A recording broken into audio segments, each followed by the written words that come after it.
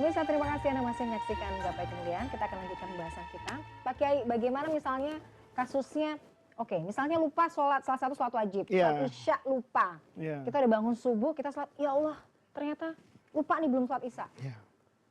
Kapan sebaiknya kita kemudian mengkodok? Kadang-kadang ada yang berpikiran, oh ya udah karena waktunya isya, kodoknya entar aja deh, isya aja deh. Atau pada saat kita bangun, kita ingat kita langsung mengkodok. Meskipun bukan waktunya. Yang afdol kalau dia meninggalkan sholat dalam bilangan yang sedikit nih. Ya, semalam tidak sholat isya. Ingatnya misalnya waktu duhur. Maka dia kodok seketika itu. Karena itu kan hutang kepada Allah. Semakin cepat dia membayar, itu semakin bagus. Kapan kodok itu boleh diakhirkan? Kata ulama, kalau hutangnya kebanyakan, na'udzubillah nih. Ada orang tidak sholat 10 tahun. Kan dia untuk mengkodok sholat itu kan tidak mungkin. Maka untuk mengingat bilangan itu, kalau nanti dia sholat misalnya 100, takutnya lupa atau bagaimana. Kata ulama, barengkan saja pada setiap sholat fardunya.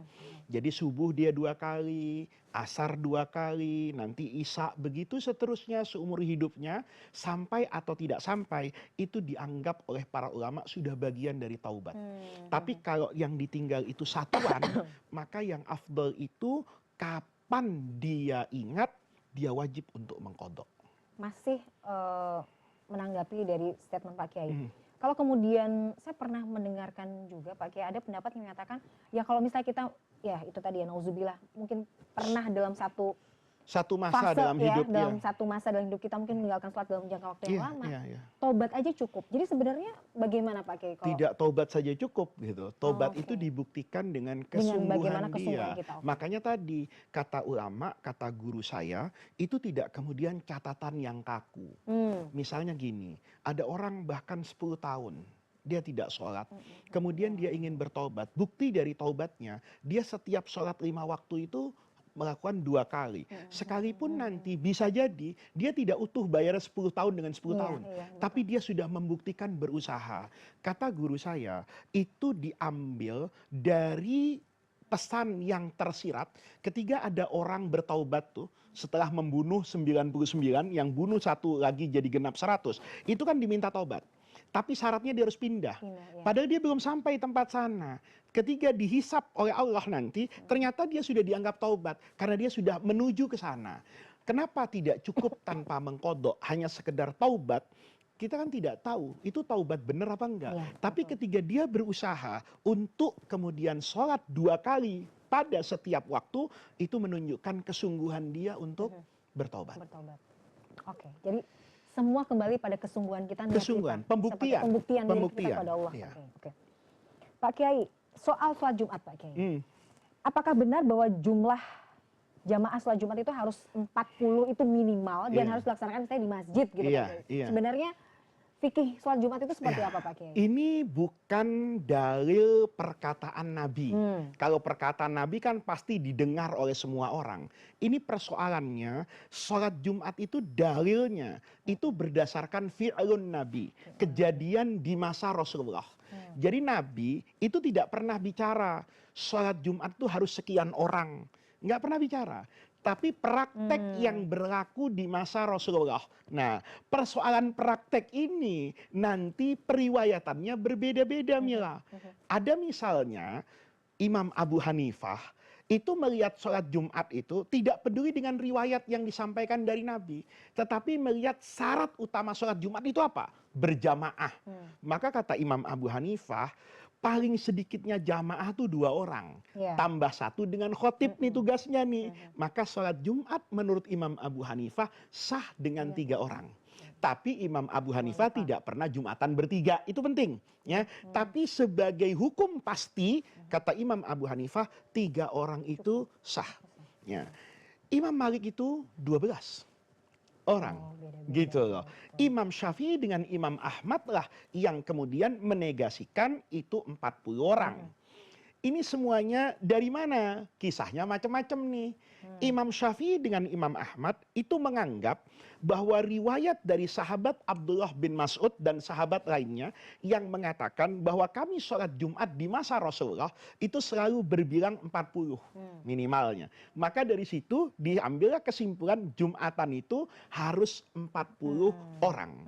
Nah, Imam Malik itu mengambil riwayat dan sebagian pengikut Imam Ahmad hari ini itu mengambil riwayat dari cerita turunnya surah Al-Jum'ah itu. Ya, wa idza ra'au tijaratan aw lahwan faddu wa tarakuka qa'ima. Jadi dulu Rasulullah pernah berkhutbah di masjid Jumatan. Ketika tengah-tengah Rasulullah itu Jumatan, ada pedagang dari luar kota datang. Maka orang di masjid ini nggak tenang, Mila.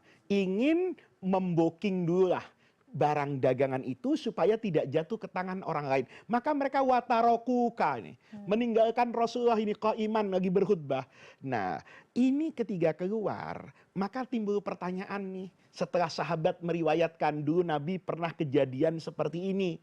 Maka ada yang nanya, kam kuntum yauma idzin, kalian yang tersisa di depan Nabi itu berapa? Ada orang jawab, ya kunnasna asyara rajulan, kita nyisa 12. Pertanyaannya, itu 12 ngitung beneran?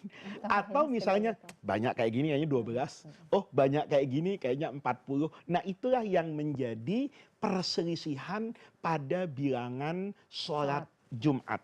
Nah guru saya dulu melihat dari sisi yang berbeda. Kata guru saya, Faiz, saya lebih tentram ikut madhabnya Imam Syafi'i yang 40 karena berdasarkan kepantasan. Kan tidak aneh lah kata beliau, kalau sholat Jumat itu 3 orang gitu ya. Tapi kalau 40 itu sesuai kan dengan namanya itu hari raya mingguan, kumpul banyak orang. Tetapi para pemirsa, guru saya juga berpesan, adanya begitu banyak perbedaan itu menenteramkan orang. Misalnya nih, ada orang yang hidup misalnya di tahta suci Vatikan yang tidak banyak orang Muslim. Karena tugas dia bertahun-tahun di situ. Masa iya sholat duhur bertahun-tahun? Boleh jadi mazhab Imam Abu Hanifah bisa diterapkan di sana. Dia tetap memiliki landasan aspek kebahasaan yang bisa dijadikan dalil. Syarat utama Jumat itu adalah berjamaah. Dengan 2 orang makmum dan 1 orang imam, itu sudah dinamakan jamaah. Maka Jumatnya sah. Makanya kadang saya berpikir misalnya di beberapa pelosok negeri yang mungkin muslimnya bukan mayoritas, bagaimana kalau misalnya tidak sampai 40 apakah juga? Dan ini para pemirsa kalau boleh saya tambahkan Mila, ini juga ada perdebatan di kalangan para ulama. Ada ulama yang mensyaratkan 40 itu harus orang yang mukim di situ. Pertanyaannya Mila, sepanjang Sudirman Tamrin itu isinya masjid bukan orang yang mukim. Bahkan nanti di masjid di CNN ini yang di depan itu rasanya yang mungkin cuma berapa orang. Yang sholat di sini itu rata-rata orang yang mungkin KTP-nya tinggalnya itu di Jabodetabek. Nah ini juga perlu penyikapan.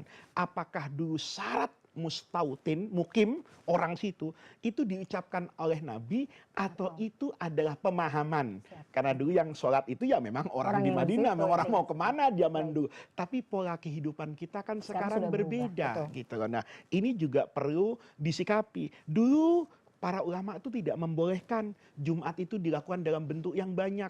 Harus di satu tempat, namanya juga jami'.